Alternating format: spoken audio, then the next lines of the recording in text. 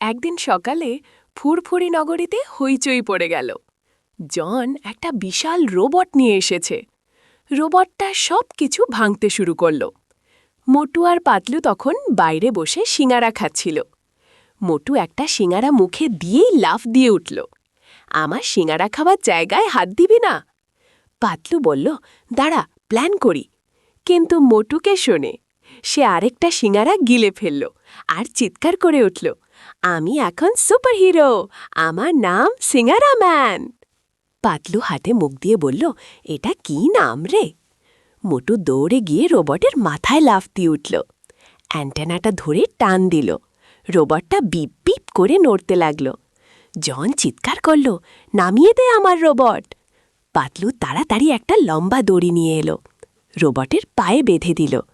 মোটু পুরো শক্তি দিয়ে টান দিল। রোবটটা হড়মড় করে পড়ে গেল। জন আর পার দল ভয়ে পালাতে লাগল।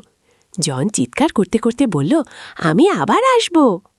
মোটু বুক ফুলিয়ে দাঁড়িয়ে বলল, আয় না, আমি তোর জন্যে আরও সিঙারা খেয়ে রেডি থাকব। পাতলু হেসে বলল, তোর নামটা ঠিকই হয়েছে মনে হচ্ছে। দুজনে হাসতে হাসতে বাড়ি ফিরে গেল।